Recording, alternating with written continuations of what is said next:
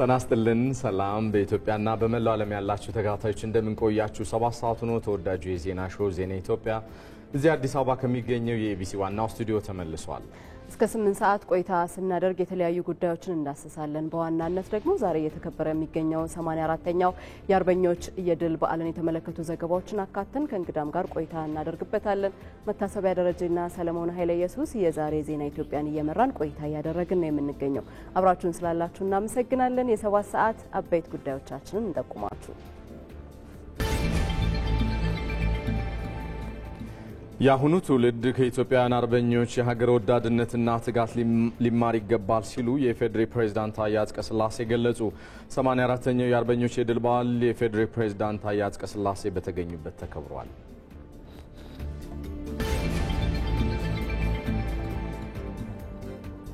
የዘመኑ አርበኝነት የሀገርን ሉዓላዊነት በማስጠበቅ ድህነትንና ኋላ ቀርነትን አሸንፎ ብልጽግናን ማረጋገጥ ነው ሲሉ ምክትል ጠቅላይ ሚኒስትር ተመስገን ጥሩነህ ተናገሩ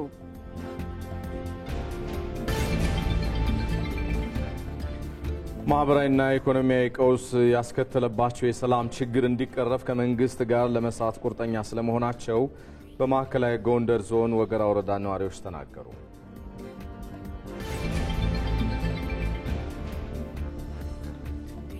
ከውጪ የሩሲያው ፕሬዝዳንት ቭላዲሚር ፑቲን የዩክሬኑን ጦርነት በመንፈልገው ሁኔታ ለመቋጨት ጥንካሬውም አቅሙም አለን ሲሉ ተናገሩ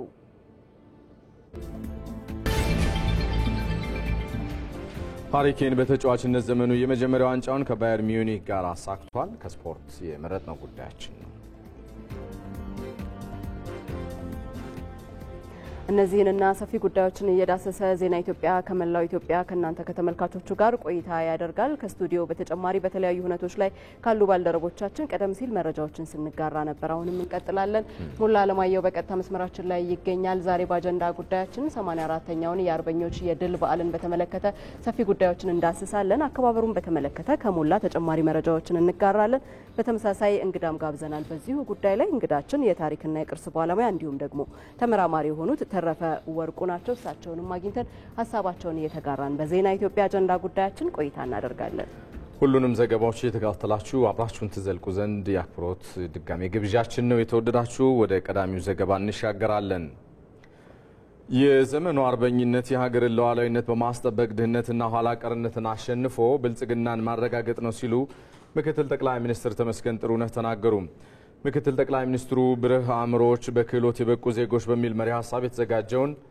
አራተኛውን የሀገር አቀፍ የክህሎት ውድድር መድረክን አስጀምረዋል ኢትዮጵያ ወራሪ ጠላትን መክተው ሉዓላዊነትን ያስጠበቁ የጀግኖች ሀገር ናት ያሉት ምክትል ጠቅላይ ሚኒስትር ተመስገን ጥሩነህ የዚህ ትውልድና ዘመን አካላት ጠላታችን የሆነውን ድህነትና ኋላ ቀርነትን በማሸነፍ ሀገራችንን የአፍሪካዊ ብልጽግና ተምሳሌት እንድትሆን የማድረግ ኃላፊነት ተጥሎብናል ሲሉ ገልጸዋል የሁለተኛው ዘመን አርበኞች በክህሎት በብቃትና በፈጠራ ስራ ውስጥ እንዲገኙ በመጠቆም መንታ አርበኝነትን የተቀዳጁ ስለመሆናቸው ገልጸዋል በትንታኔ ወደ ያዝነው ዘገባ ስናልፍ ማህበራዊና ኢኮኖሚያዊ ቀውስ ያስከተለባቸው የሰላም ችግር እንዲቀረፍ ከመንግስት ጋር ለመስራት ቁርጠኛ መሆናቸውን በማዕከላዊ ጎንደር ዞን ወገራ ወረዳ ነዋሪዎች ተናግረዋል ይህንኑ ጉዳይ ራሄል ፍሬው እንደሚከተለው አዘጋጅተዋለች በአማራ ክልል የሚታየውን የሰላም ችግር ለመፍታት ህዝባዊ የምክክር መድረኮች እየተካሄዱ ነው በማዕከላዊ ጎንደር ዞን ወገራ ወረዳ በተካሄደው የምክክር መድረክም ነዋሪዎቹ የሰላም ጦቱ ያስከተለው ማህበራዊና ኢኮኖሚያዊ ጉስቁልናን አንስተዋል ልጆቻችን እንዳይማሩ ትምህርት የተዘጋ እኛ ደንቆሮ ሆነን ልጆቻችንን ደነቆሩ ስለ ገበያ ደረጃ ደግሞ በርበሬ ጥረጨው ቡና 1000 ብር ተሸምቶ በጣም ገበሬ ተጨንቀን ተቸግረን ነው ያለን ስለዚህ መንግስት አንድ መፍትሄ ቢያደርግልን እንፈልጋለን ውሎ የሚገባ የለም ወጥቶ የሚገባ የለም ብታዩት በአንድ ትልቅ ችግር ግን የሚያስመንነው መዳበሪያ ሲጠቀስ ለካ መንግስትም እጁ ሰዶብናል መንግስትም ትክክል አላየንም ብለን አዝነን ሰላም ከያንዳንዳችን የሚመነጭ ነው ያሉት ነዋሪዎቹ ለአካባቢያቸው ሰላምም የድርሻቸው እንደሚወጡ አስታውቀዋል ልጇን ጦቷን አውጣ ረግም ያለው ካለች ይመለሳል አባትም እንዲሁ ቄስ ሽማግሌ ሙስሊም ዘላቂ ሰላም የሚሆን ማንኛውም ሰው የራሱን ድርሻ ሲወጣ እኔ የራሴን ድርሻ የኔ ወንድም የራሱን ድርሻ ከተወጣ ሰላም ይመጣል እኛ ወንድሞቻችን እንምከር ልጆቻችን እንምከር አባቶቻችን እንምከር፣ መክረን ወደ ድርድሩ እንዲመጡ እናድርግ። የማዕከላዊ ጎንደር ዞን ዋና አስተዳዳሪ አወቅ አስፈሬ በሰላም ችግሩ ከ600 ሺህ በላይ ተማሪዎች ከትምህርት ገበታ ርቀዋል ሲሉ ማህበረሰቡ ልጆቹን ወደ ትምህርት ቤት ለመመለስና ለዘላቂ ሰላም ቁርጠኝነቱን ማሳየት ይኖርበታል ብለዋል። ግን ልጆቻችሁ ሳይማሩ ሲቀሩ ልጆቻችን መማር አለባቸው ብላችሁ ሆ ብላችሁ እንኳን አልወጣችሁ። አሁን ልጆቻችሁ ከናንተ ጋር የሚኖሩ የሚመስሏችሁ ብዙዎች ናቸው። አልቀበራችኋቸውም እንጂ ልጆቻችሁ ሙተዋል። የትኛውም ችግር መፍቻ መንገዱ ሰላማዊ ትግል እንጂ ጠመንጃ አይደለም ያሉት ደግሞ የክልሉ ሚሊሻ ጽሕፈት ቤት ኃላፊ አስቻለ አላምሬ ናቸው። በውይይት መፈታት መቻል አለበት። የአማራ ህዝብ ጥያቄ የሚፈታው በጦር አይደለም። የወገራን ህዝብ እያሰቃየ የገደብየን ከተማ ምድረ በዳ እያደረገ ሌሎቹን አካባቢዎች እያጎሳቆለ የመንግስት ተቋማት አገልግሎት እንዳይሰጥ እያደረገ ከሁሉም በላይ ደግሞ የእውቀት አባቶች መምህራን እየተገደሉ እንደ አሚኮ ዘገባ በውይይቱ የተገኙት በብልጽግና ፓርቲ የአማራ ክልል ቅርንጫፍ ጽሕፈት ቤት ኃላፊ እርጋ ሲሳይ የሰላም እጦቱ የፈጠረውን ጉስቁልና ለመሻገር የተገኘውን ሰላም ማጽናት ተገቢ ነው ብለዋል። አማራጫችን ሁለት ነው። አንዱ አማራጭ በጀመርነው አግባብ ሁሉንም አማራጭ ተጠቅመን የያካባቢውን ሰላም ማረጋገጥ የተጀመረውን የህግ ማስከበር ስራ ማረጋገጥ ችግራችን ፈተን በፍጥነት ፈተን የልማት የሰላም የመልካም አስተዳደር ሌሎች ጥያቄዎችን እንዲመለሱ እንዲቋጩ ማድረግ ነው። ይህ አማራጭ ተስፋ ያለው ነው፣ ብርሃን ያለው ነው፣ በአጭር ጊዜም ተጀምሮ የሚጠናቀቅ ነው። አንዱ አማራጭ ይሄ ነው።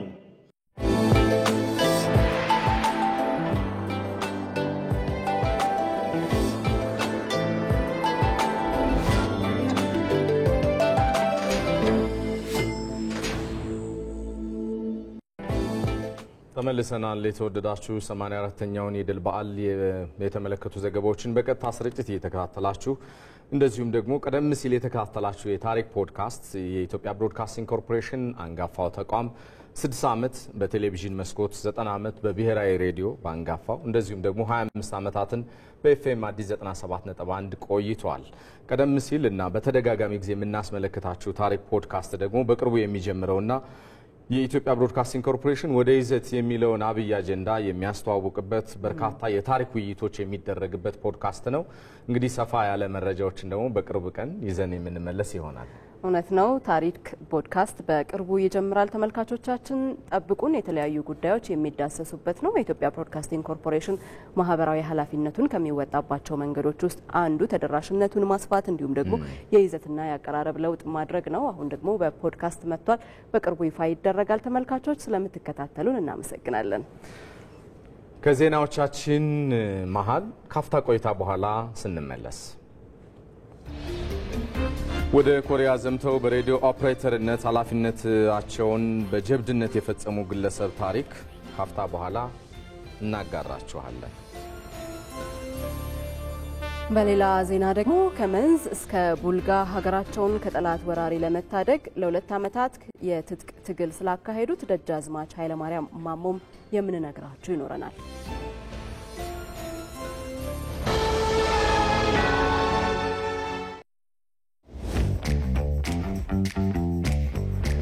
ፕላስኮ ገንዘብ በነጻ ያስተላልፋል። በነጻ ፕላስ ለበርካታ ሰዎች በአንድ ገንዘብ መላክ ያስችላል። ፕላስ ገንዘብ ያለ ካርድ ማውጣት ትችላለህ። ፕላስ የኮንዶሚኒየም ብድርህን እንዴት ነው የምትከፍለው? ፕላስ ለነዳጅ ቀጥታ ከባንክ ሂሳብ ያስከፍልሃል። ቆይ ምንድነው ፕላስ የምትይ? እንዴ ሲቢ ብር ፕላስ ነው። መተግበሪያውን አውርደህ ሞክረው የምለው ይገባሃል። ሲቢ ብር ፕላስ በውስጡ የሁሉ ነገር አለው። ገንዘብ መላላኪያ ብቻ ነበር እኮ የሚመስለኝ። እስከዛሬ ተሸውጃለሁ በእኛ። ሁሉንም ፍላጎቱን በአንድ ቦታ ያሟሉ። የኢትዮጵያ ንግድ ባንክ ሁሌም የሚተማመኑበት ባንክ።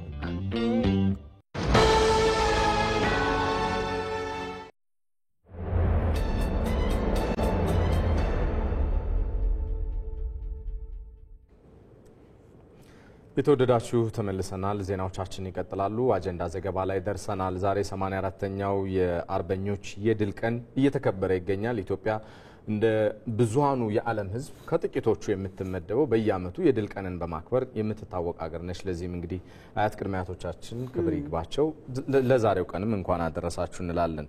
የዘመኑ አርበኝነት ታዲያ ምን መሆን አለበት የሚለው ቀዳሚ አጀንዳችን ሆኖ የሚቀጥል ይሆናል። ቀደም ሲል ያስተዋወቅናችሁ እንግዳም ከደቂቃዎች በኋላ የሚቀላቀሉን ይሆናል። ከዛ አስቀድሞም የዘመኑን አርበኝነቱን ለማድረግ ራስን ለመቻል በሚደረጉ የልማት ስራዎች ዙሪያ መለስ ስጋት ከሁሉም ዜጎች ይጠበቃል ሲል የመንግስት ኮሚኒኬሽን አገልግሎት አስታወቀ። እለቱን አስመልክቶ የመንግስት ኮሚኒኬሽን አገልግሎት በላከው መግለጫው ኢትዮጵያ በታሪክ ጥፋት ነጻነቷን አስጠብቃ በጀግኖች አርበኞቿ ደምና አጥንት ተከብራ ኖራለች።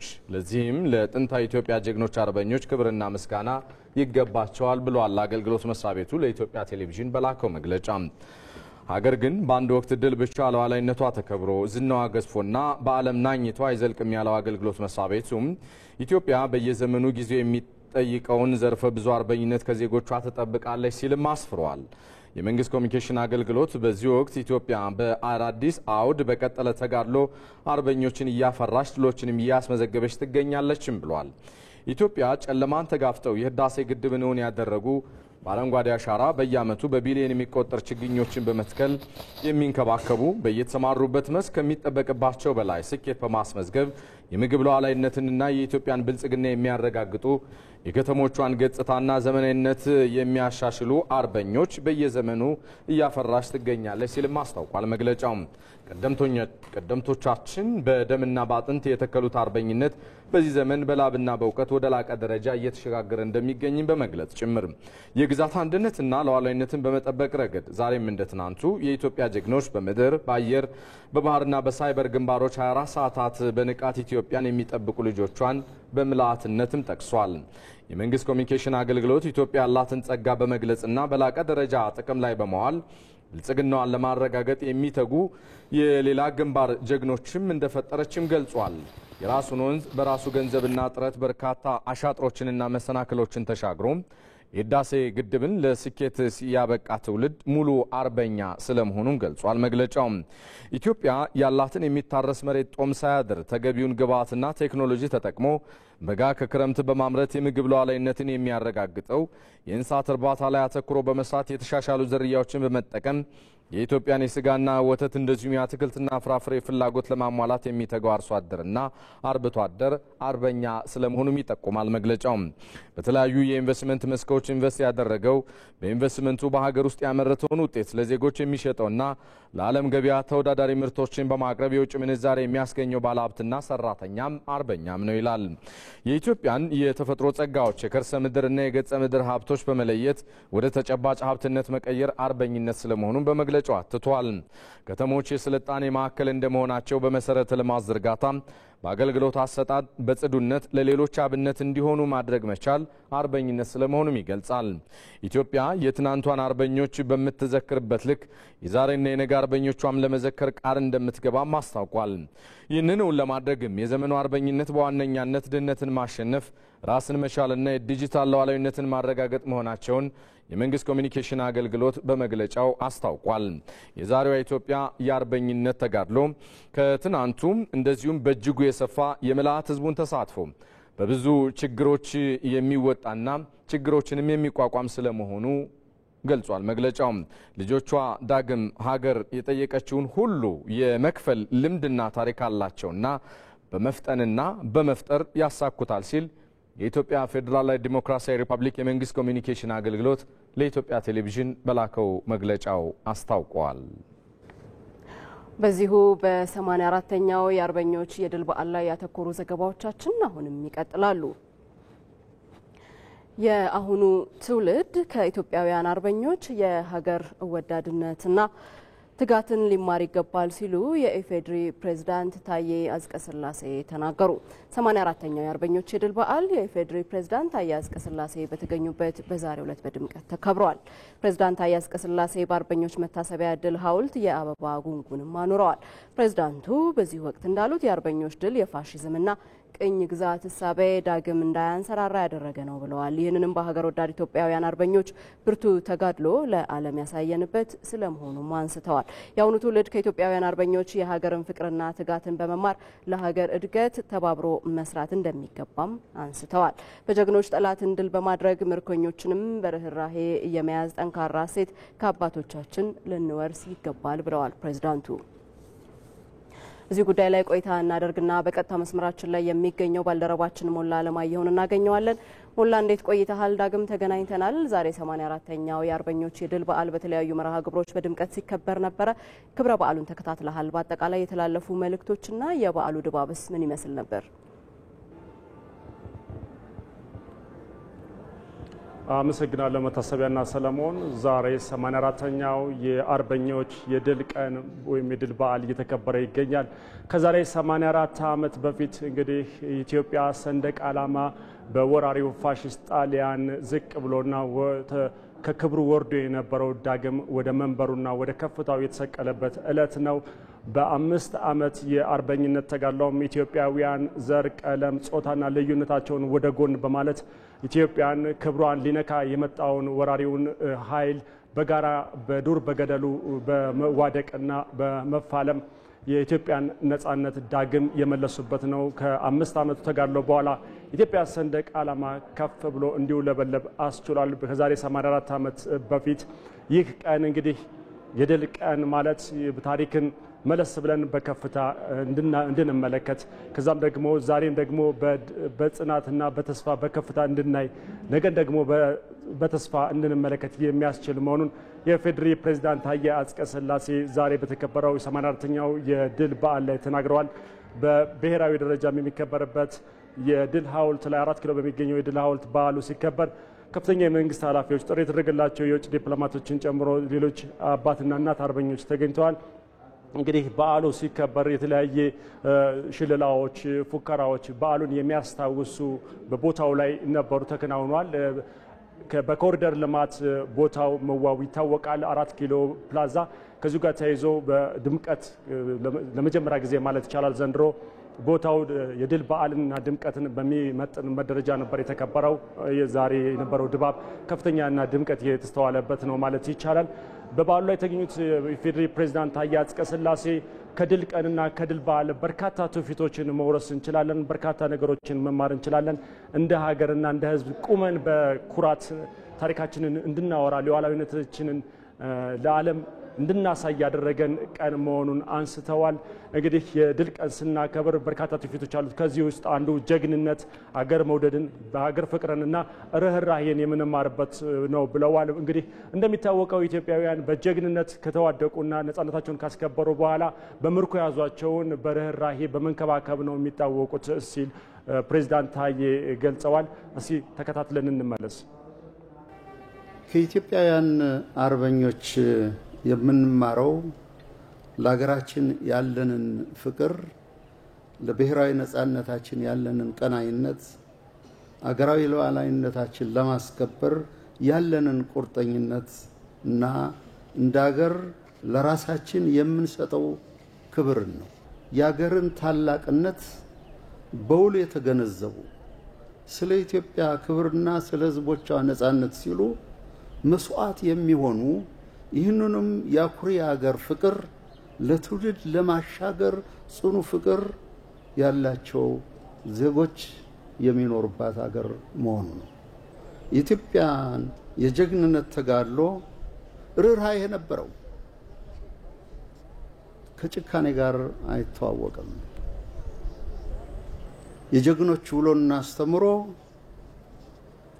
የሀገርና የሕዝብ ፍቅር በመሆኑ ጥንካሬን ከርህራሄ ጋር ከደግነትና ከበጎነት ጋር በማሰናሰን በተሸነፉት ላይ ቢላ አልሳሉም። አባቶቻችን ሳንጃ አልወደሩም። ለሰላም የተገሉ ለሰላም እጃቸውን የዘረጉ በመሆናቸው ድል ያደረጓቸውን ሁሉ አክብረው ይዘዋል። ይህ ትልቅ ኢትዮጵያዊ እሴት ነበር። የጥንታዊት ኢትዮጵያ ጀግኖች አርበኞች ማህበር ፕሬዝዳንት ልጅ ዳንኤል ጆቴ መስፍንም በበዓሉ ላይ ተገኝተው መልእክት አስተላልፈው ነበር። በመልእክታቸውም እንግዲህ በተለይም ደግሞ በዓሉ ከወትሮ በተለየ መልኩ በደማቅ ሁኔታ በዚህ በሚመጥነው መልኩ መከበሩ በጣም አርበኞችን የሚያስደስት ተግባር መሆኑንና ከተማ አስተዳደሩም በኮሪደር ልማት አካባቢውን በማስዋቡ መልካም የሚባልና የሚስጋና የሚቸረው መሆኑን አንስተዋል። እንግዲህ አባት እና እናት አርበኞች ከፍተኛ ተጋድሎና በርካታ በታሪክ ዝም ብለው በቃላት ደረጃ ወይም በስነ ቃል ደረጃ ከትውልድ ወደ ትውልድ የሚተላለፉ ነገሮች አሉ። ይህ ከትውልድ ወደ ትውልድ የሚተላለፈውን ነገር በተደራጀ መልኩ ለማድረግ ከአዲስ አበባ ዩኒቨርሲቲ ጋር በመተባበር የአርበኞች ኢንሳይክሎፒዲያ እየተዘጋጀ መሆኑና ይህ በጥሩ ሁኔታ እየሄደ መሆኑን ይህም ስራው 40% መድረሱን አንስተዋል። በተለይም ደግሞ ከተማ አስተዳደሩ ለአባትና እናት አርበኞች የሰጠው ክብርና ድጋፍ የሚደነቅ መሆኑን መንግስት ለአባት አርበኞች የሰጠው ድጋፍና ማበረታቻ በተለይም ደግሞ የአሁኑን ትውልድ ጀግና እንዲሆን ከአርበኞቹ ታሪክ ተምሮ ጀግና ለመሆን በሀገር ፍቅርና በሀገር ስሜት እንዲጥር ከፍተኛ አስተዋጽኦ ማድረጉን አንስተዋል። ከመከላከያ የተገኙ እንዲሁም ከፍተኛ አመራር የአሁኑ ትውልድ በጽናትና በሀገር ፍቅር በጀግንነትና በርህራሄ በተለይም ሀገሩን ሉዓላዊነት ለማስከበር እየተዋደቀ መሆኑን አንስተዋል። ይህም ደግሞ ከምንም ነገር ጋር የማይገናኝ በተለይም ደግሞ ውድ ህይወትን እየሰዋ ያለው በተለይም ለሀገር ፍቅርና ስሜት መሆኑን አንስተዋል። በበዓሉ ላይ ከፍተኛ የሆኑ ዲፕሎማቶችና ሌሎች የመንግስት ኃላፊዎች ተገኝተዋል። ደማቅ በሆነ መልኩ ነው የተከበረው። በድላችን በዓል ላይ የተከበረው ማለት ነው። በፕሬዝዳንት ታዬ አጽቀሥላሴም እንግዲህ ከታሪክ ከመማር ባሻገር የአሁኑ ትውልድ በተለይም ደግሞ የድል ቀንን ስናከበር ከድል ቀን በርካታ ነገሮች መማር አለብን። የአሁኑ ትውልድ ከአባት አርበኞችና ከእናት አርበኞች ታሪክ እንደ ድሮው እንደ ቀድሞ አሁን ወራሪ መጥቶ ሂዶ በገደሉ ላይዋደቅ ይችላል። ግን ኢትዮጵያ በሁሉም ዘርፍ በማለት ይቻላል በልማት እየበለጸገችና ዜጎቿን ወደ ከፍታ ደረጃ ለማድረስ እየተጋች ያለች ሀገር ናት። በዚህ ትጋት ውስጥ ምንም አይነት ጊዜ ማባከን አይገባውም የሚል በአጽንኦት ገልጸዋል። በሁሉም መስክ ያሉ የኢትዮጵያ ትውልዶች ደግሞ ይህንን የልማትና የብልጽግና ከፍታ እውን ለማድረግ ሊረባረቡ እንደሚገባ ነው መልእክት ያስተላለፉት። የኢፌዴሪ ፕሬዝዳንት ታዬ አጽቀሥላሴን መልእክት እስኪ ተከታትለን እንመለስ። የኢትዮጵያን እድገት ለማፋጠን ዝምናዋን ለማትጋት ሁላችንም ለሰላም ጎበዞች መሆን ይኖርብናል። ለዚህም ኢትዮጵያ አሁን ባለችበት የእድገት ደረጃ የምታጠፋው ጊዜ የለም። የኢትዮጵያ ዘመን የኢትዮጵያ ጊዜ በመሆኑ ዋዛ ፈዛዛ ባልባሌ ሊጠፋ የሚችል ጊዜ የለም። እያንዳንዱ ደቂቃ እያንዳንዱ ሰዓት ኢትዮጵያን ከፍታ የሚያረጋግጥ በመሆኑ የዚህ አካል መሆን የሁሉም ኢትዮጵያዊ ኃላፊነትና ግዴታ ነው። 84ኛው የድል በዓል ሲከበር ወጣቶችም ከአባት አርበኞች ለመማር በበዓሉ ላይ ተገኝተው ነበር። ለአሁን ያለኝ መረጃ ይህን ይመስላል።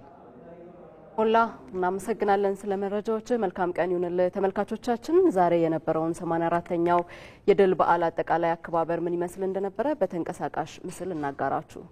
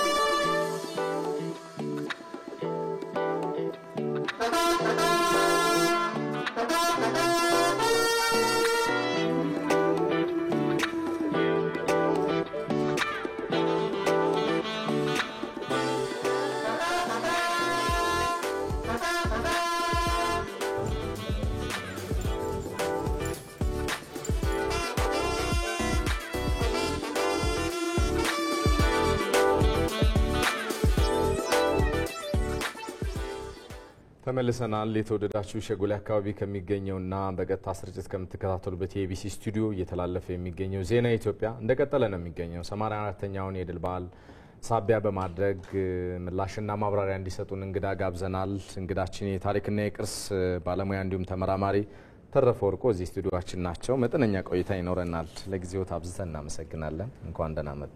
አመሰግናለን። እንኳን ደህና ቆያችሁ።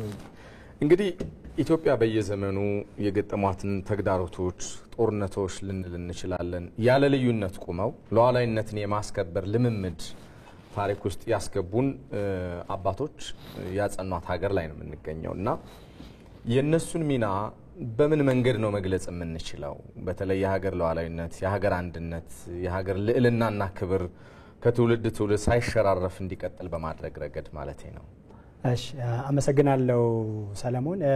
በእርግጥ ኢትዮጵያ በሺህ ዘመን በጣም ረጅም ዘመንና የስልጣኔ ታሪኳ ውስጥ ኢትዮጵያዊነት ከነጻነት ጋር አብሮ ሊነሳ የሚችል ኢትዮጵያዊነትን እንደው ባጭሩ ዲፋይን እናድርገው ወይም ትርጓሜን እንስጠው እንበይ ነው ብንል ኢትዮጵያዊነት እኩል ከነጻነት ጋር አብሮ እኩል የሚቆም ኢትዮጵያዊነት ውስጥ ነጻነት፣ ኢትዮጵያ ውስጥ ነው ሰው የመሆን ክብር፣ የመንፈስ ልዕልና፣ አጠቃላይ ለነጻነታቸው እምቢ ለቀኝ ግዛት ወይም ለባርነት እምቢ የሚል ቁጡ መንፈስ ያላቸው ይህን ሁሉ አስተባብሮ የያዘ ነው ኢትዮጵያዊነት። በዚህ ኢትዮጵያዊነት መንፈስ ውስጥ ደግሞ ይሄ ነጻነት የምንለው በሰው ልጆች ታሪክ ውስጥ ትልቅ ትርጓሜ ያለው ሰዎች ለነጻነታቸው ህይወታቸውን ደማቸውንና አጥንታቸውን የከሰከሱበት በዓለም ታሪክ ውስጥ በእርግጠኝነት ኢትዮጵያን ግንባር ቀደም ያሰልፋት ይሄ አባቶቻችን እናቶቻችን በደምና ባጥንታቸው ያነበሩት የነጻነት ታሪክና የነጻነት ፍልስፍና መንፈስ ሆኖም ዛሬም ድረስ ኢትዮጵያውያን ስለ ነጻነታቸው ስለ አንድነታቸው በጽናት የሚቆሙ ይሄ ደግሞ ከታሪክ ከትውልድ ትውልድ እየተሻገረ የመጣ ዛሬም ድረስ እኔንም አንተንም ሁሉን ኢትዮጵያኖችን ጨምሮ ስለ ኢትዮጵያ ነጻነት ስለ ኢትዮጵያ አንድነት ሲወራ ደማችን እንዲሞቅ ወኔያችን እንዲንቀሳቀስ የሚያደርግ ዛሬም ድረስ በክብር የምንዘክረው እኛ ኢትዮጵያኖች ብቻ ሳንሆን ከኢትዮጵያም አልፎ በአፍሪካ በካሪቢያን በአፍሪካን አሜሪካን በአጠቃላይ በጥቁር ህዝቦች ታሪክ ውስጥ አጠቃላይም ደግሞ በሰው ልጆች ነጻነታቸውን በሚያከብሩና ከፍ በሚያደርጉ በሰው ልጆች መንፈስ ውስጥ ትልቅ ልዕልና ያለው ነው ይሄ ነጻነትና የአባቶቻችን ተጋድሎ የአባቶቻችንን ጽናት በደምና ባጥንታቸው ያቆማት ኢትዮጵያን ስናስብ ይሄ የነጻነት መንፈስ በእርግጥ እኔ እንደ አንድ ኢትዮጵያዊ አንድም ደግሞ አባቴ አርበኛ እንደነበሩ በኮንጎ የሰላም ማስከበር ዘመቻ ውስጥ ደግሞ በደማቸው ታሪክ እንደጻፉ ኩሩ ኢትዮጵያዊ ይሄን የኢትዮጵያን የነጻነት ታሪክ ሳስብ ኢትዮጵያዊነት የነጻነት ትልቅ የመንፈስ ከፍታ ነው ብለን መግለጽ እንችላለን። የኢትዮጵያን ታሪክ መለስ ብለን ስናስብ ብዙ የድል ታሪኮች በደማቁ ተጽፈው እናገኛለን። እነዚህ የድል ታሪኮች በቀላሉ የመጡ ሳይሆኑ ታዲያ ደምና አጥንት የተከሰከሰባቸውም ጭምር ናቸውና እነዛ አጋጣሚዎች ዛሬ ላለው ትውልድ በተለይ አንድነቱን በጋራ መቆሙን በማጠናከር ረገድ ምን ያህል መሰረት መሆን የሚችሉ ናቸው? ይሄ የኢትዮጵያ የነጻነት ተጋድሎ ታሪክ ለኛ ብቻ አይደለም። በእርግጥ ለኛና ለመጪውም ትውልድ እስከ ትውልድ ፍጻሜ ድረስ ያለው ትርጓሜ ትልቅ ነው። ይሄ ለነጻነት ያለን ቀናይነት፣ ለነጻነት ያለን አይበገሪነት፣ እምቢ ለነጻነት የሚለው መንፈስ ዛሬም ለትውልድ ትልቅ ትሩፋት ለትውልድ ትልቅ ሌጋሲ ሆኖ ታሪክን አስቀጥሏል፣ ኢትዮጵያን አስቀጥሏል። ይሄ በታሪካችን ያየነው ተጋድሎ ለዚህ ትውልድ ያለው ትሩፋት ለዚህ ትውልድ ያለው ትልቅ ትምህርት ደግሞ ኢትዮጵያዊነት የሰው ያለመፈለግ የራስንም ያለመስነካት ክብር ነው።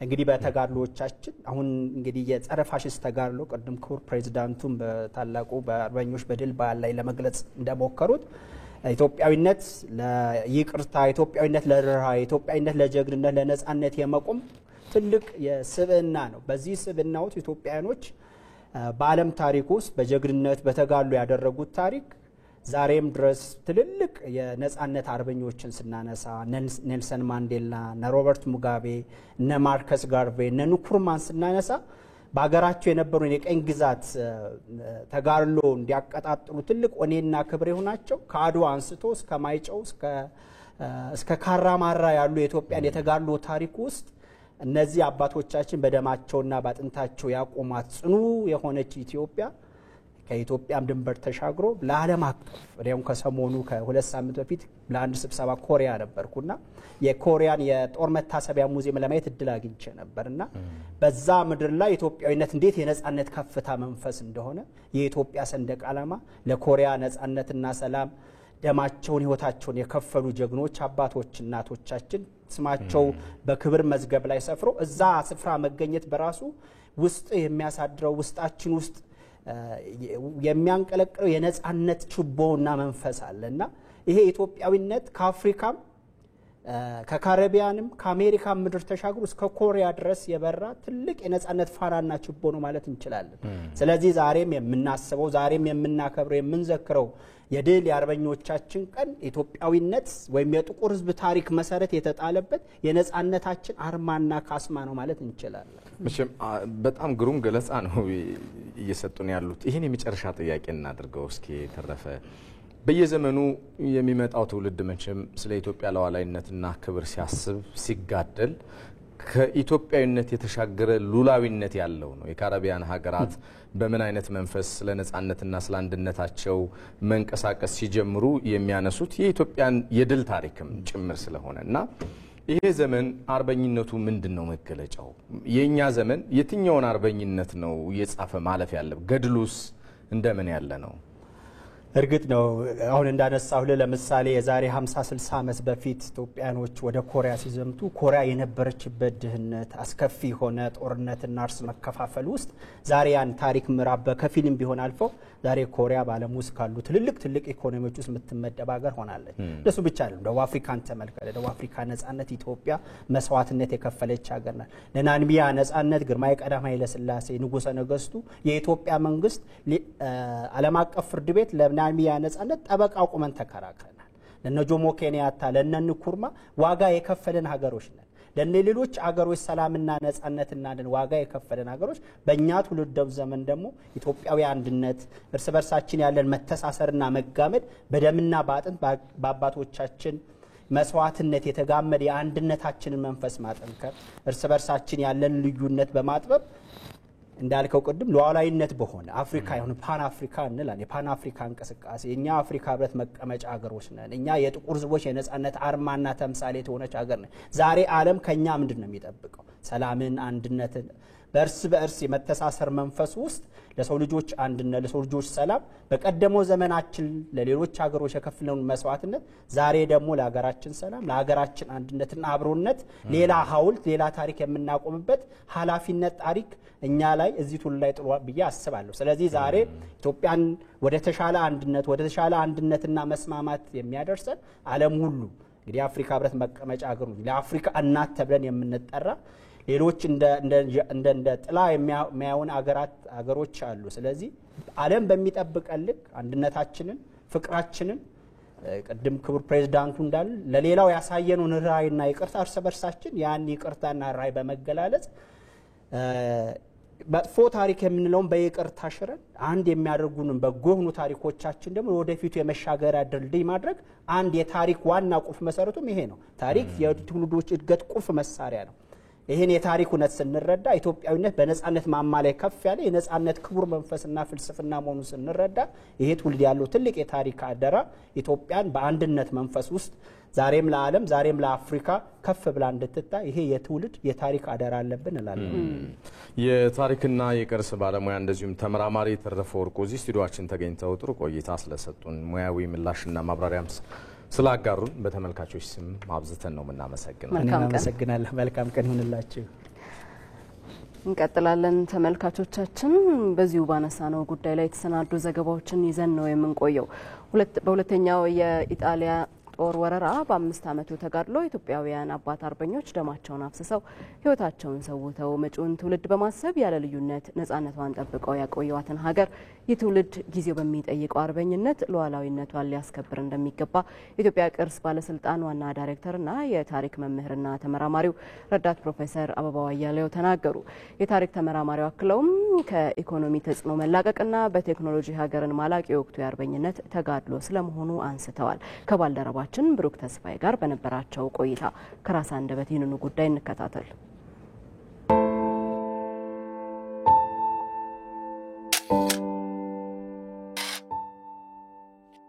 አበባው አያሌው እባላለሁ።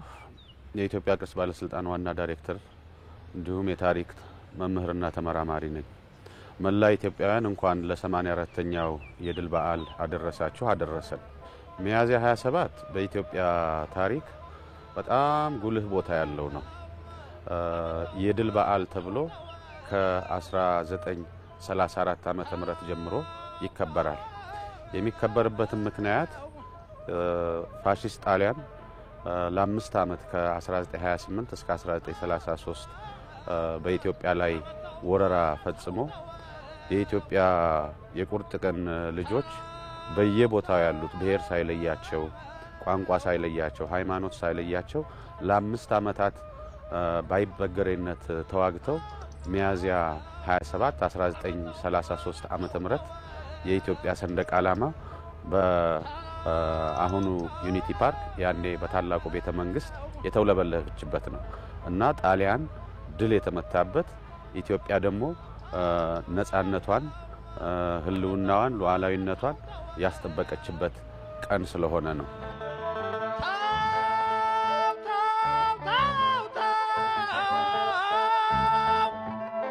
ጣሊያን በ1928 ሚያዝያ 27 አዲስ አበባ በገባበት ጊዜ ቀናትን አስቀድሞ ንጉሠ ነገስቱ ወደ ውጪ ሄደዋል፣ በስደት ማለት ነው። በእንግሊዝ ሀገር ለ5 ዓመት ቆይተዋል። ያን 5 ዓመት ዝም ብለው አልተቀመጡም። በተለያየ መንገድ የዲፕሎማሲ ፍልሚያ ሲያካሂዱ ነው የነበረ። እዚህ ሀገር ውስጥ ያለው ደግሞ የለም ንጉሳችን ተሰዷልና ብሎ አልተፈታም። በምንም ታምር ነፃነታችን አይደፈርም በማለት ለ5 ዓመት በየዱር በየገደሉ በየቦታው ሃይማኖት ሳይለያቸው፣ እምነት ሳይለያቸው፣ ብሔር፣ ቋንቋ፣ ዘር ሳይለያቸው በየቦታው የአርበኝነት ትግል አካሂደዋል። ስለዚህ ኢትዮጵያ ቀኝ አልተገዛችም ስንል ምንድነው 5 ዓመት ላይ ኢትዮጵያውያንም አልተቀበሉም ቀኝ እንገዛለን ብለው፣ ጣሊያንም የቀኝ ግዛት አስተዳደር መመስረት አልቻለም። ለዛም ነው የድል በዓል የተባለበት ምክንያት።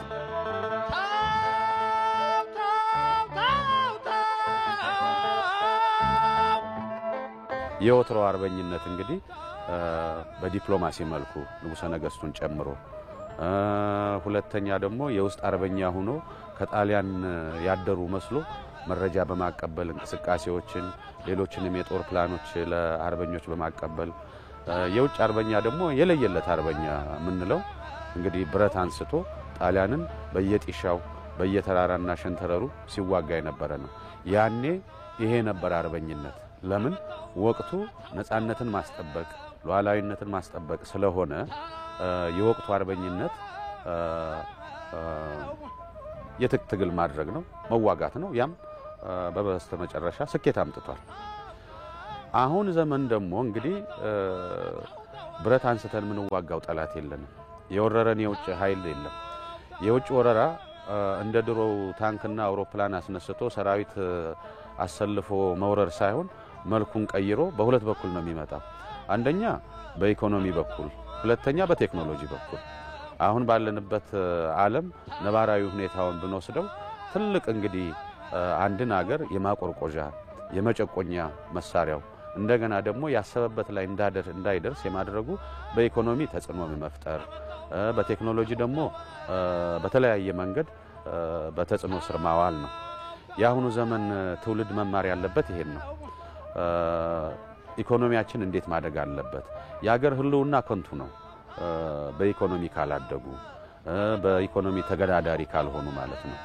ስለዚህ ያ ሁሉ ነፃነታችን ቅኝ ያልተገዛን ሀገር የምንለው በኢኮኖሚ ከደቀቅንና በኢኮኖሚ ነፃነታችንን ማስከበር ካልቻልን ዞሮ ዞሮ አሁን ባለንበት ዘመን ከሌሎች ሀገራት በተለይ ከኢኮኖሚ ከዳበሩ ሀገራት ተጽዕኖ ስር መውጣት አንችልም። አሁን ከተመጽዋችነት ወጥተናል።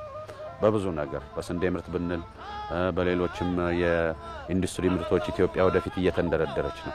ይሄንን ኢኮኖሚ የማሳደግ የአሁኑ ትውልድ የአርበኝነት ስራ ይሆናል ማለት ነው። ከዚህ ጋር ተያይዞ እንግዲህ ከኢኮኖሚ ብዙም አንለጥነውም ቴክኖሎጂ የዘመናችን ትልቁ መሳሪያ ነው። በቴክኖሎጂ የበለጸጉ ሀገሮች ያልበለጸጉ ሀገሮችን በተጽዕኖ ስር ሊያውሉ ይችላሉ፣ በቀጥታም ሆነ በተዘዋዋሪ መንገድ። ስለዚህ በቴክኖሎጂ ለማደግ ደግሞ የግድ ትምህርት ቴክኖሎጂን መሰረት ያደረጉ ትምህርቶችን በደንብ አድርጎ ማስፋፋት ያስፈልጋል። መንግስት በዚህ በኩል ደግሞ ትኩረት ሰጥቶ እየሰራበት ነው። ስለዚህ የዚህ ዘመን ትውልድ ትልቁ ኢትዮጵያን ከፍ የሚያደርግበት ኢትዮጵያን ወደፊት የሚያሸጋግርበት መሳሪያ ቴክኖሎጂ መሆን አለበት። ስለዚህ በሚቻለው ሁሉ ዓለም የደረሰበትን ቴክኖሎጂ መድረስ አለበት፣ የራሱ ማድረግ አለበት። ከዛ በተጨማሪ መፍጠር መቻል አለበት። ቴክኖሎጂን የራሴ ብሎ ቴክኖሎጂን ከዘመኑ ጋር እያሳለጠ ለማንኛውም ሁለገብ ስራ የሚያውል ትውልድ መኖር አለበት። ይሄ በዚህ ዘርፍ የሚሰማራ ማንኛውም ኢትዮጵያዊ ወጣት የዘመኑ አርበኛ ነው ብለን ልንወስድ እንችላለን። ዜናዎቻችን እንደቀጠሉ ናቸው። የኢትዮጵያን ታሪክ በማጥናት ሪቻርድ ፓንክረስት ወደር የማይገኝላቸው የኢትዮጵያ ወዳጅ ስለመሆናቸው ይነገራል። ለዚህም ማሳያ በኢትዮጵያ ታሪክ ላይ የጻፏቸው ተከታታይ እትሞች የኢትዮጵያ ወዳጅ ስለመሆናቸው የሚያመላክቱ ናቸው። ሌላው የወዳጅነታቸው ማሳያ ከአብራካቸው የወጡ ልጆችን በኢትዮጵያውያን አርበኞች ስም መጠሪያ ማድረጋቸው ነው። ዶክተር አሉላ ፓንክረስት የሪቻርድ ፓንክረስት ልጅ ናቸው። ከራሳቸው አንደበት ስለ ስራቸውና ራሳቸው ስለ አባታቸው እንደዚሁም ስለ አርበኞች ያሉትን ዘጋቢያችን ሳዳት መሐመድ ሳኒ ያጠናቅሮታል። ተከታተሉትና እንመለሳለን።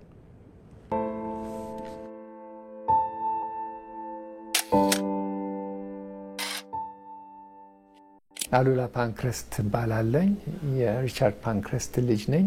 በአዲስ አበባ ዩኒቨርሲቲ ለ16 ዓመት በማህበረሰብ ጥናት አስተምሬያለሁ። እንግዲህ አባቴ ሪቻርድ ፓንክረስት እኔ በተወለድኩበት ጊዜ የኢትዮጵያ ጥናት የአድዋ ጦርነትን ሲያጠና የራስ አሉላን ሚና በጣም ያደንቅ ነበረ።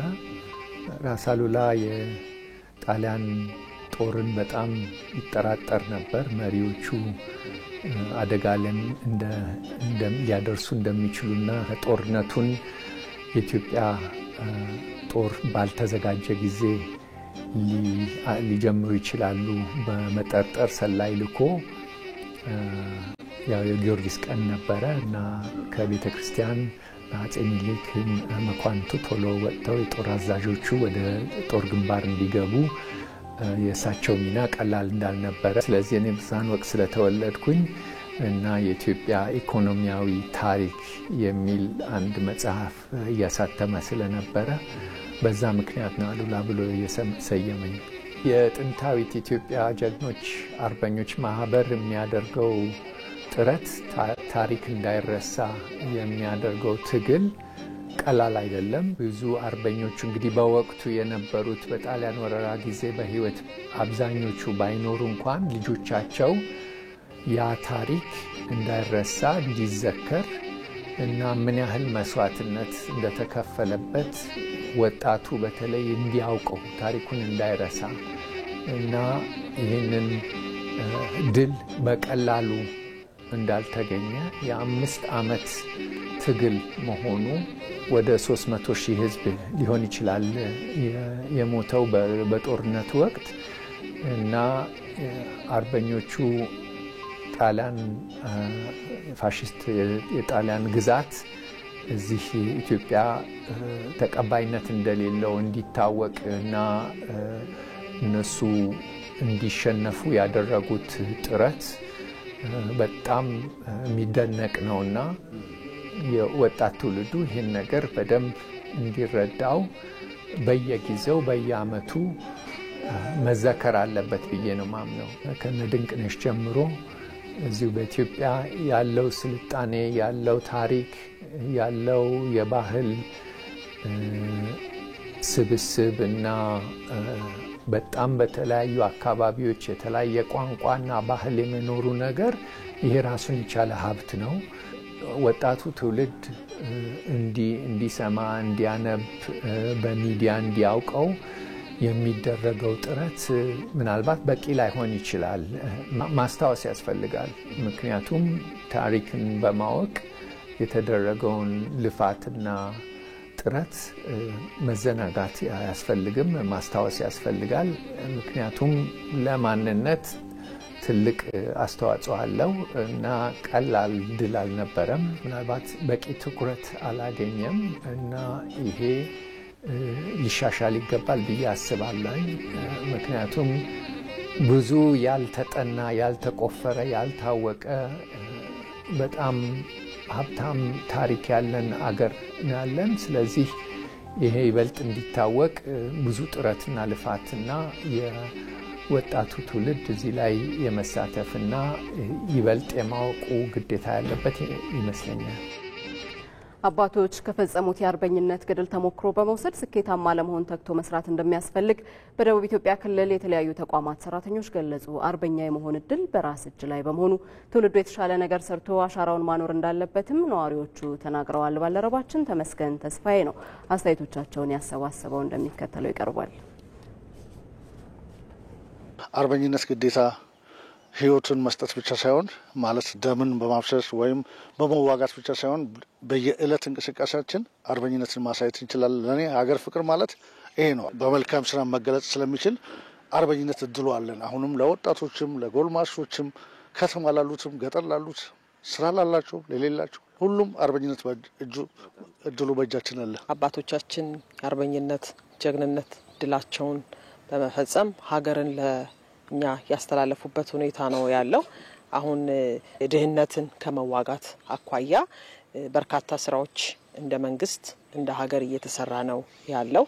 እንደ ትውልድ ደግሞ ይሄንን ከማስቀጠል አኳያ በአባቶቻችን የነበረውን አርበኝነት እኛም ደግሞ በአሁኑ ዘመናችን ከማስቀጠል አኳያ እንደ ትውልዱን በርካታ ነገሮችን እያደረገ ነው። አርበኝነት አሁን ባለው አርበኝነት ላይ የሚያስፈልገን አንደኛው ሰላምን ለማምጣት በሰላም ጉዳይ ላይ ቁጭ ብለው በመነጋገር መሆን አለበት ብዬ ነው ማስበው። ጊዜ ሰጥተን ስራ በመስራትና ቁጭ ብለን በመዋየት በመነጋገር ነገሮችን የሚንፈታ ከሆነ የዛሬ ትውልድ ደግሞ ለቀጣይ ትውልድ ይሄን ሰላማዊ የሆነ መንገድ ቁጭ ብለው መዋየትን መንገድ መነጋገርን መንገድ ይሄን አርበኝነት ማስቀጠል እንችላለን ብዬ ነው ማስበው። ትርጉሙ በእያንዳንዱ አካባቢ የተለያየ ይመስለኛል።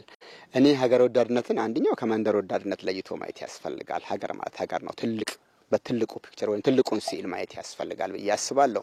ሀገር የሚለው አንተ አባቶች የሞቱለት ለሀገር ነው እንጂ ለመንደር አይደለምና ይሄን አስበው ከጠበቀ ለይተን ማየት ከቻልን ሀገር ወዳድነቱን ማስቀጠል እንችላለን ብዬ አስባለሁ። ሁሉም ሰው እስኪመጣ አንጠብቅም። እኔ ግን የራሴን ኮንትሪቢዩት እያደረኩ መሄድ አለብኝ ብዬ አስባለሁ። ተስፋ የሚጣልባቸው አርበኞች ደግሞ እየወጡ ነው። ይሄ የሀገር ፍቅር ማለት ለሀገር አንድ ነገር ማበርከት ነው። በማንኛውም መስክ ማበርከት ነው።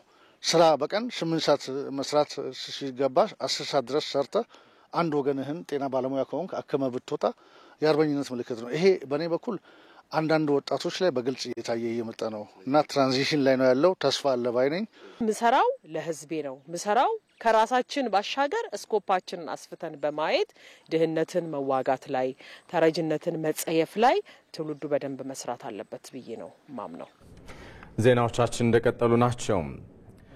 በኮሪያ ልሳነ ምድር በጦርነት በተቀሰቀሰበት ወቅት የተባበሩት መንግስታት ድርጅት በቻርተሩ መሰረት ለኢትዮጵያ ጥሪ ሲያደርግላት ወዲያውኑ ተቀብላ ወታደሮቿን ወደ ስፍራው ስለማዝመቷ የታሪክ ድርሳናት ያሳያሉ። አቶ በላቸው አመነሸዋ ወደ ኮሪያ ከዘመቱ ኢትዮጵያውያን ጀግኖች መካከል አንዱ ሲሆኑ የሬዲዮ ኦፕሬተር ኃላፊነታቸውን በጀብደኝነትም ስለመፈጸማቸው ታሪካቸው ያስረዳል። ባልደረባችን እድሉ ፈቀደ ተጨማሪውን ይዟል። በላቸው አመነሸዋ ይባላሉ። በ1944 ዓመተ ምህረትና በድጋሚ በ1946 ዓመተ ምህረት ወደ ኮሪያ ዘምተዋል። በኮሪያ ጦርነት ወቅት አቶ በላቸው አሉ የተባሉ የሬዲዮ ኦፕሬተር ነበሩ። በወቅቱ የነበረውን የሬዲዮ ኦፕሬተርነት ኃላፊነታቸውን ይናገራሉ። የሬዲዮ ኦፕሬተር ቡድን ወይንም ቲሙ 3 ግዳጆች አሉት። አንደኛ የድምጽ ሬዲዮ ግንኙነትን ከመስመር ላይ ግንባር ያሉትንና ከዋናው የማዘዣ ጣቢያ መሪዎች ጋራ ጥሩ ግንኙነት እንዲኖር ማድረግ ነው። አንዱ የድምጽ ሬዲዮ ግንኙነት ነው። ሁለተኛው የስልክም አለ፣ ማዞሪያ አለ። የድሮ ማዞሪያ የሚባል ስልኩ በእጅ ክራንክ የሚደረግ እንደዚህ እየዞረ የሚሰራ ነው እሱ ነው። ሶስተኛው አድካሚ ስራ ግን ሽቦዎች ሲበጠሱ መጠገን ነው። ያው የስራ ግዳጅ ነው። መጀመሪያ መስመሮቹ የሚበጠሱት በከባድ መሳሪያ ነው፣ ወይ በሞርታር ነው ወይንም በመድፍ ነው። ያንን መጠገን ነው እና ሲጠገን እንግዲህ ከፈንጂ ጋራ እንደ ኳስ ጨዋታ አብረህ እንትን እያልክ ነው። አቶ በላቸው አመነ ሸዋ በወቅቱ ከተመረጡ ጓዶቻቸው ጋር አብረው በመሆን ከአዲስ አበባ ጅቡቲ በባቡር ከጅቡቲ ወደ ደቡብ ኮሪያ ደግሞ በመርከብ ከ21 እስከ 23 ቀን የፈጀውን መንገድ ማዕበሉን እየተጋፈጡ ተጉዘዋል። በወቅቱ የተጋፈጡበትን ጦርነትና የኢትዮጵያ ዘማቾች ጀብድነትን ያስታውሳሉ። መስመር እንደገቡ የተሰጣቸውን ግዳጅ ለማመን በሚከብድ ሁኔታ ሲፈጽሙ በአድናቆት ሁሉም የሰራዊቱ አባላት አድናቆታቸውን መግለጽ ጀመሩ። በቃኘው ሻለቃና የተለያዩ ግዳጆችን ለማመን በሚያስቸግር ሁኔታ ተወጥቷል። በወቅቱ በኮሪያ ምድር በነበረው ጦርነት ከባዱ ነገር የነበረው አካባቢው ተራራማ መሆኑ ነበር። ይሁን እንጂ ይህንን አስቸጋሪ ሁኔታ የኢትዮጵያ ጦር ከተቀላቀለበት በኋላ በጀብድነት መልኩን መለወጡን ይገልጻሉ። የኢትዮጵያ ጦር በተቀላቀለበት ጊዜ ግን ያ አልነበረም። የተጠናከረ ምሽግ ሰርተዋል። ኮሚኒስቶች ወደ ጦርነቱ የገቡበት ነበር፣ ከኖርዝ ኮሪያ በላይ ማለት ነው።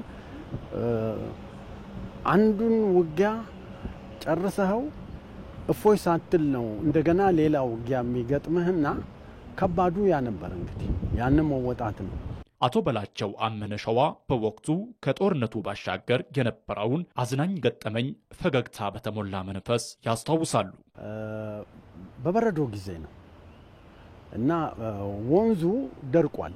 ያው ቅዝቃዜው ከዜሮ በታች ነው።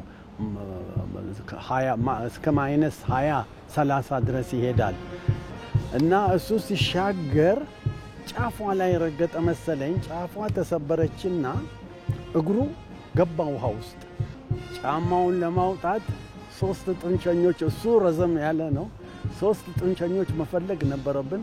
አንዱ ከትከሻው ያዘው፣ ሌላው ደግሞ ጭኑን፣ ሶስተኛው ጫማውን በማውለቅ በዛን ጊዜ ትግሉና እሱ ያሰማ የነበረው የስቃይ ድምፅ። በመጨረሻም አቶ በላቸው ለአሁኑ ትውልድ መልእክታቸውን አስተላልፈዋል። እኔ ለኢትዮጵያ ሕዝብ በተለይ ለምሁሩ ያለኝ እንትን እውነት ኢትዮጵያን ለመቀየር ከፈለጉ ሌት ተቀን መስራት ያስፈልጋል። 8 ሰዓት አይደለም፣ እኔ እንጃ 16 ሰዓት ቢሰራ ምንም ማለት አይደለም። በ5 ዙር ኮሪያ ከዘመቱት 6037 ኢትዮጵያውያን መካከል 122ቱ በጦርነቱ ሞተዋል። አንዳቸውም አልተማረኩም። ሳይማረኩ ግዳጃቸውን ፈጽመው ከተመለሱት 350ው የዛሬ 20 ዓመት የኢትዮጵያ ኮሪያ ዘማቾች ማህበርን መስርተው ሰሞኑን የዘመቻውን 74ኛ ዓመት ክብረ በዓል አክብረዋል።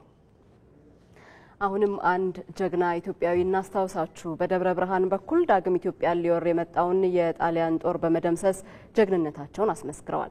ከመንዝ እስከ ቡልጋም ሀገራቸውን ከጠላት ወራሪ ለመታደግ ለ2 ዓመታት የትጥቅ ትግል አካሂደዋል። እያወራን ያለነው ስለ ደጃዝማች ኃይለማርያም ማሞ ነው። ሪፖርተራችን ሜሮን በረዳ ስለ አርበኛ ደጃዝማች ኃይለማርያም ማሞ ተከታዩን ዘገባ አሰናድታለች።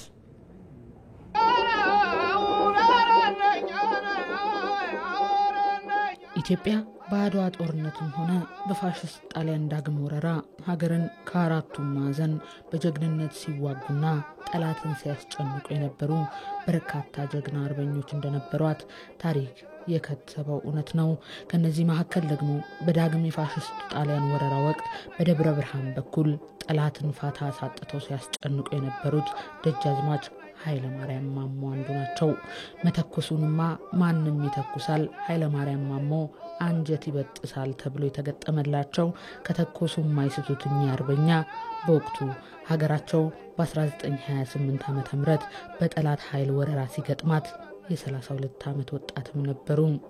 ታዲያ ሀገራቸው በጠላት ኃይል ስትወረር የመናቅና የመደፈር ስሜት የተሰማቸው ደጃዝማች ኃይለማርያም ከደብረ ብርሃን በጫጫ በኩል ወደ አዲስ አበባ ሲገሰግስ የነበረውን ጦር በደፈጣ ውጊያ ገጠሙት።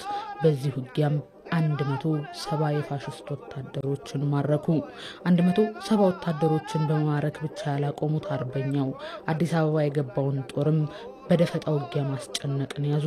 በዚህ ያልበቃቸው ደጃዝማች ኃይለማርያም በሰላሌ ሙገር፣ በመንዝና ተጉለት፣ ቡልጋና በደብረ ብርሃን ጭምር አርበኞችን በማስተባበር ጠላትን መግቢያና መውጫ በማሳጣት ማስጨነቅን ያዙ። የኃይለማርያምን የደፈጣ ውጊያ መቋቋም ያቃተውና በርካታ ወታደሮችን እያጣ የመጣው የፋሽስት ጣሊያን ጦር ከፍተኛ ኪሳራ ውስጥ በመግባቱ ከተለያዩ አካባቢዎች ወታደሮችን በማሰባሰብ የኃይለማርያምን የተቀናጀ ጦር ገጠመ። ይሁንና የአትንኩኝ ባይነትን መንፈስ ከኢትዮጵያዊ የአሸናፊነት ደም ጋር አጣምሮ የያዙትን የኃይለማርያምን ጦር ግን ሊያሸንፉት አልቻሉም። የጣሊያን ጦር ዳግም በደብረ ብርሃን ውጊያ ላይ ወታደሮቹን አጣ። የደብረ ብርሃኑን ውጊያ በድል ያጠናቀቁት ጀግናው ደጃዝማች ኃይለማርያም ፊታቸውን በጠላት ጦር ወደ ተጨነቀችው ቡልጋ ዞሩ። 500 ወታደሮችንም አሰልፈው የጠላት መመላለሻ ኮሪደርን ሰብሮ ለመግባት ከፍተኛ የሆነ ውጊያን ጎርፎ በተባለው የቡልጋ አካባቢ ላይ ከፈቱ። ለአርበኛ ድል እንዳለ ሁሉ ሕይወት ማጣትና መቁሰል አንዱ አካል ነውና በሰኔ 6 ቀን 1930 ዓ.ም እኚህ አርበኛ በውጊያ ላይ ሳሉ ከጠላት በተተኮሰ ጥይት እንደተመቱ ጳውሎስ ሞኞ በከተበው የታሪክ ሁኔታ ያስረዳናል። ለ2 ዓመታት በተለያዩ የጦር አውዶች ጠላትን ሲያስጨንቁ የቆዩት ደጃዝማች ኃይለማርያም ማሞ ይህ ውጊያ የመጨረሻቸውን ነበር። ያቺ በቡልጋ የጦር ግንባር ያገኘቻቸው የጠላት ጥይት በጀግንነት የሚፋለሙበትን መጨረሻ አደረገችው። ደጃዝማች ኃይለማርያም ማሞም በ34 ዓመት የወጣትነት ዕድሜያቸው ሀገራቸውን ለጠላት አሳልፎ ላለመስጠት ሲሉ በዘመናቸው አጋማሽ በቡልጋ የጦር አውድ ላይ ሕይወታቸውን አጡ። በአራቱም የኢትዮጵያ ማዕዘናት ለውድ ሀገራቸው ውድ ሕይወታቸውን በየጦር ግንባሩ አሳልፈው በሰጡና በጀግንነት ተዋግተው ከጠላት እጅ ባስጣሉ እልፍ ኃይለማርያሞች ኢትዮጵያ ዛሬም ድረስ ነፃነቷን አውጃ ዜጎቿ አንገታቸውን ቀና አድርገው እንዲሄዱና ታሪካቸው በዓለም ሕዝብ ዘንድ እንዲወሳም ሆኗል።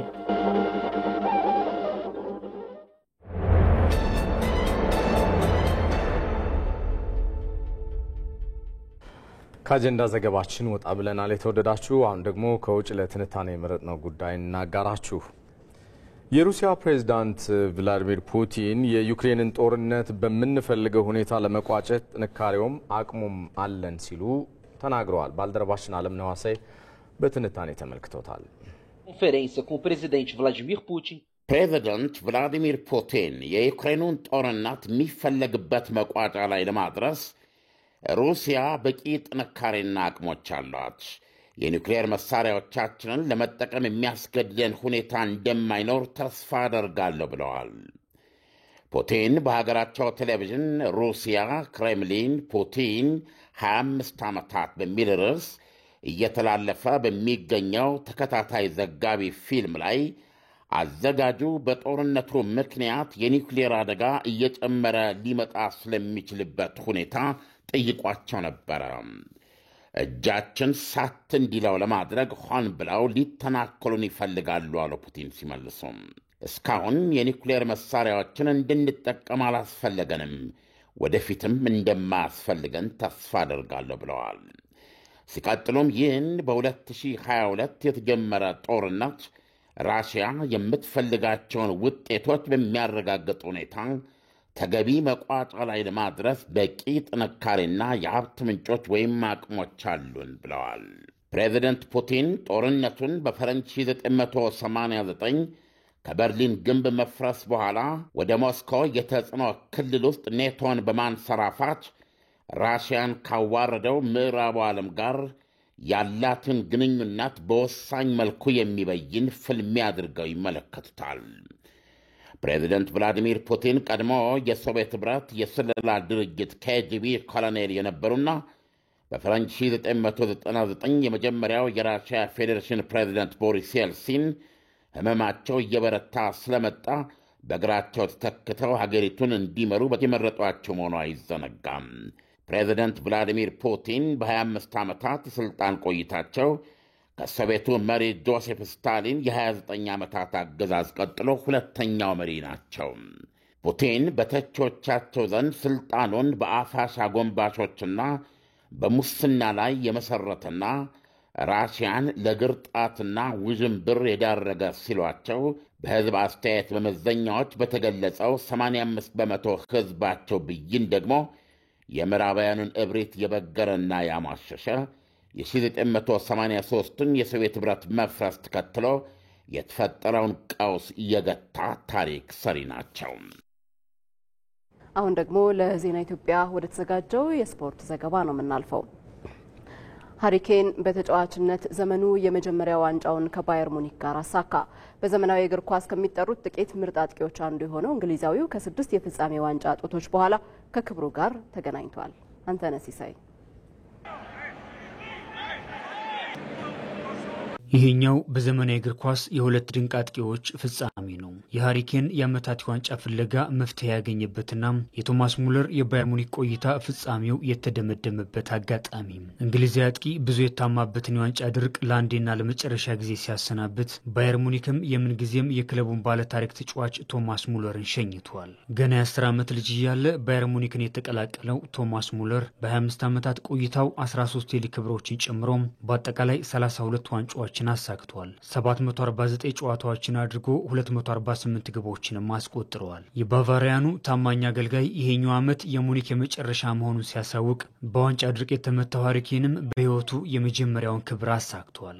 በግሉ አንድ ተጫዋች ማድረግ ከሚጠበቅበት በላይ ብዙ ርቀት ተጉዟል። እንደ አጥቂ በተሰለፈባቸው ጨዋታዎች ሁሉም የተከላካዮች ፈተና ሆኖ ለዓመታት በክለብም በብሔራዊ ቡድንም በወጥ ብቃት አገልግሏል። ግን ደግሞ የተጫዋቾች ሁሉም የስኬታቸው ማሰሪያ የሆነውን ዋንጫ ማሳካት አለመቻሉም ብዙዎች የሃሪኬን ጉዳይ እርግማን ካልሆነ ምን ሊሆን ይችላል እንዲሉም አስገድዷቸዋል።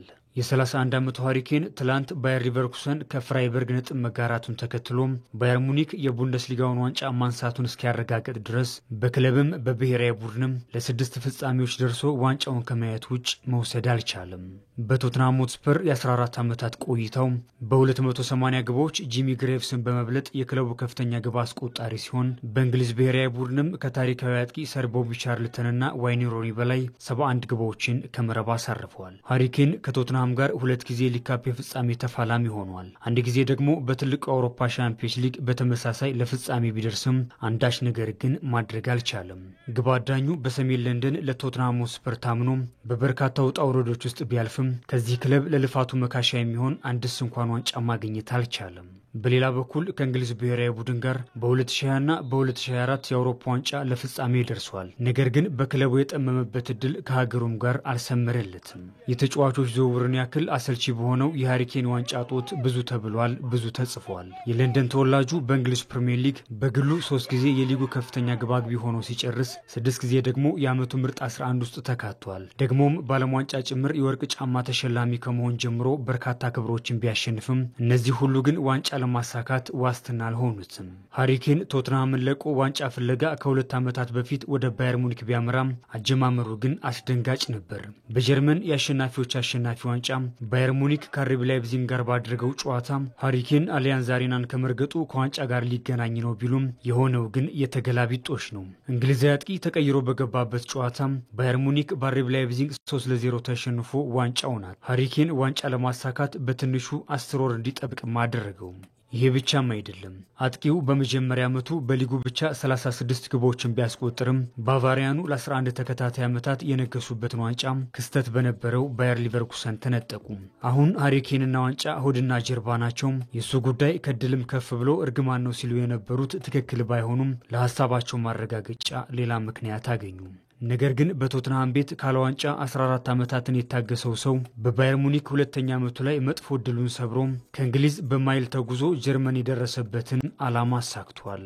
በ32ኛ ሳምንት የጀርመን ቡንደስሊጋ ምንም እንኳን ሃሪኬን በቅጣት ሜዳ ውስጥ ባይገባም ክለቡ ጨዋታውን አሸንፎ ማረጋገጥ ባይችልም በሊቨርኩሰን ነጥብ መጣል ምክንያት ከዋንጫው ጋር ተገናኝቷል። የ31 ዓመቱ ሃሪኬን ከ600 ጨዋታዎችና ከ16 ዓመታት በኋላ ከዋንጫ ጋር ሲገናኝ በርንሌይን በሊጉ ማቆየት የተሳነው ቪንሰንት ኮምፓኒም የጀርመንን ብቻ ሳይሆን የአውሮፓ ትልቁን ክለብ በተረከበ በመጀመሪያ ዓመቱ ዋንጫውን እንዲያሳካም ሆኗል።